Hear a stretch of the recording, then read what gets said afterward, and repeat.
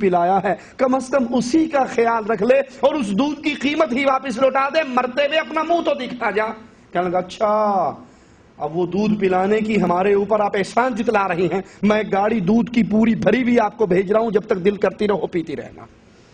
یہ انسان بربادی کے دہانے پر ہے، اور یاد کر لیجئے جو ماں باپ کا نافرمان ہوتا ہے اس دنیا کے اندر اس گناہ کی اس کو سزا ضرور مل جاتی ہے، اگلے جہاں تو ملنی ہی ملنی ہے۔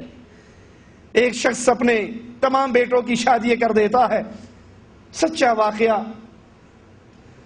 تنہا اپنی بیوی کے ساتھ گھر میں رہ جاتا ہے، ایک خادمہ ہے اور ڈرائیور ہے، کچھ عرصہ گزرتا ہے اس کی بیوی بھی فوت ہو جاتی ہے۔ اب یہ اکیلا کیسے گزارا کرے؟ اس کا بیٹا اس بوڑھے باپ کو اپنے گھر لے جاتا ہے۔ یہ بوڑھا باپ، یہ بوڑھی ماں اگر آپ کے گھر میں ہے تو یاد کر لیجئے یہ اللہ کی طرف سے رحمتوں کے نزول کا ایک بہت بڑا سبب ہے۔ اس گھر پہ اللہ کی رحمتیں برستی ہیں جس گھر کے اندر بوڑھے ماں باپ کی خدمت کی جاتی ہے۔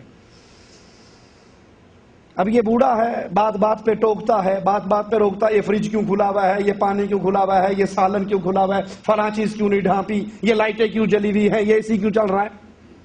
بوڑھا آدمی ہے، روکتا ہے، ٹوکتا ہے، غلط چیز کو دیکھ کے برداشت نہیں کرتا۔ اب اس کی بیوی کچھ دن تو صبر کرتی رہی، اور پھر ایک دن تنگ آ کر کہنے لگی اپنے خامد سے، یا اس بڈھے کو رکھ لو یا مجھے رکھ لو، اس گھر میں ہم دونوں نہیں رہ سکتے، میرے ہر کام کے اندر مصیبت ڈالتا ہے، یہ کیوں کیا، یہ کیوں کیا، میرا گھر ہے میں جو مرضی کروں۔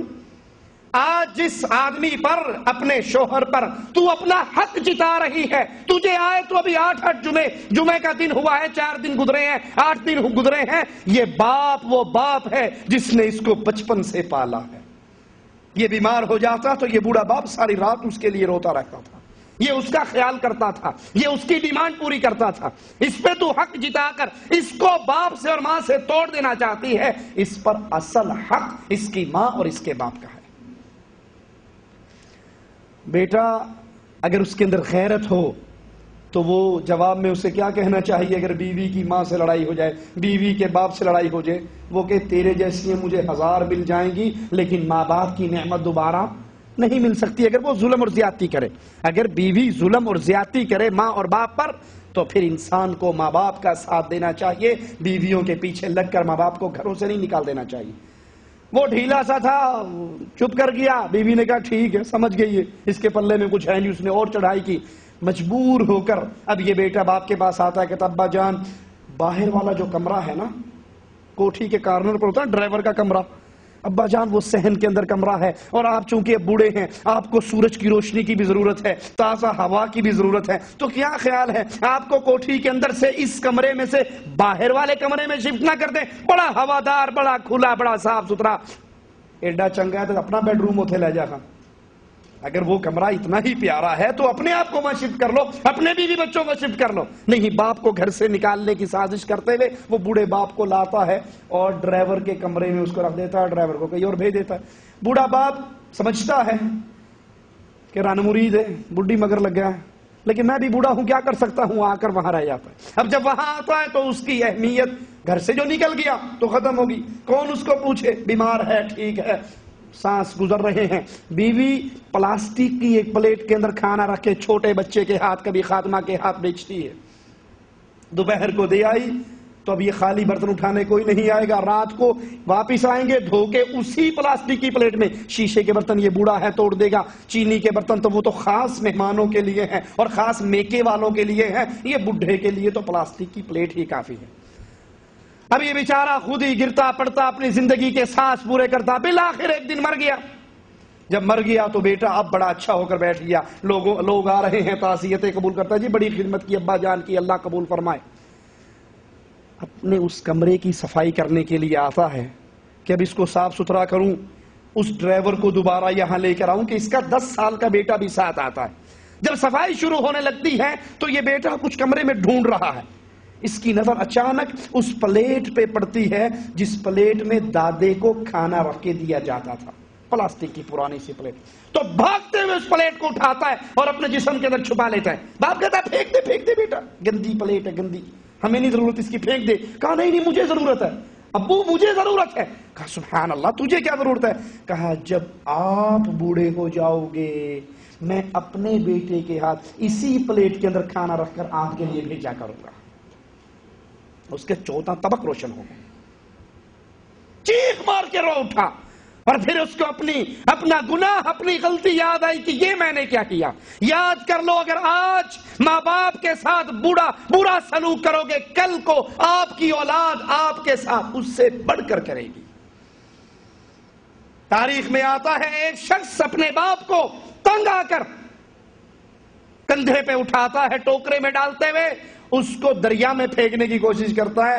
جو اوپر پڑا نا پھینک رہا ہے، کہتا ہے پتر تھوڑا جا زور لا کے سٹی، تھوڑا سا آگے کر کے پھینکنا. کہا ابا تو تجھے مارنے کے لیے پھینک رہا ہوں اور تو مجھے کہہ رہا ہے زور لگا کے آگے کر کے پھینکنا. کہا بیٹا جہاں تو پھینکنے لگا ہے یہاں میں نے اپنے باپ کو پھینکا تھا، تو مجھے زور سے پھینکنا، تیرے والا اس سے بھی آگے پھینکے گا. جو ایسا کرے گا ماں باپ کے ساتھ، یاد کر لو اس کی اولاد اس کے ساتھ اس سے برا سلوک کرے گی. ایک واقعے کو میں نے اپنی آنکھوں سے دیکھا. ایک شخص اپنی بوڑھی ماں کے ساتھ برا سلوک، اور یہ بوڑھی عورت جس کے 2 بیٹے، جوانی میں ہی اس کا خامند مر گیا. شادی کرنے کی بجائے اس نے انہی کو پالنے پوسنے پر بکریاں چرا چرا کر ان کو پڑھایا لکھایا. اور یہ بوڑھی اب بیمار ہو گئی تو یہ دونوں اس سے تنگ آئے ہوئے ہیں. میرا اپنا ذاتی واقعہ ہے، میں نے خود دیکھا. ایک دن کہنے لگا ماں تو مر نہیں رہی ہے، پتہ نہیں اپنے کون سے گناہوں میں پکڑی ہوئی ہے. ماں کہتی پتر میں تے جڑے پھڑیچی پئی ہیں تو اپنا خیال کر، تو کیڑی پھڑیچے گا. اب اس نے ماں کے ساتھ برا سلوک کیا. اس کا اپنا بیٹا 15-16 سال کا، ایک دن اس بیٹے نے اپنے باپ کو اتنا مارا، ایسی کک ماری اس کی ریڑھ کی ہڈی پہ کہ وہ کئی گھنٹے تک ہسپتال میں پڑا رہا. جو تم سلوک کرو گے اپنی ماں باپ کے ساتھ، وہی اولاد تمہارے ساتھ وہی سلوک کر لے گی. وہ بیٹا کہتا ہے ابا یہ پلاسٹک کی پلیٹ تجھے نہیں چاہیے، مجھے چاہیے، میں اس کو سنبھال کے رکھوں گا. جب تو بوڑھا ہوگا اور میں تجھے اس کمرے میں منتقل کروں گا تو اپنے 10 سالے بیٹا کے ہاتھ اس میں ڈال رکھ کے میری بیوی تجھے بھیجا کرے گی. رسول اللہ صلی اللہ علیہ وسلم نے اسی لیے فرمایا کہ ماں باپ کے نافرمان کو اللہ اسی دنیا کے اندر سزا دیتا ہے. امام حاکم نے اس روایت کو بیان کیا اور صحیح کہا کہ رسول اللہ صلی اللہ علیہ وسلم نے فرمایا اپنے ماں باپ کے ساتھ نیک سلوک کرو. کیوں؟ یہ ادھار ہے. تم اپنے ماں باپ کے ساتھ نیک سلوک کرو، تمہاری اولاد تمہارے ساتھ نیک سلوک کرے گی. تو اللہ کے پیارے بندے سلف صالحین صرف زندگی کے اندر ہی ماں باپ کے ساتھ اچھے سلوک کی فکر نہیں کرتے تھے، ان کی موت کے بعد بھی ان کے لیے نیکیاں کرنے کا سوچتے تھے.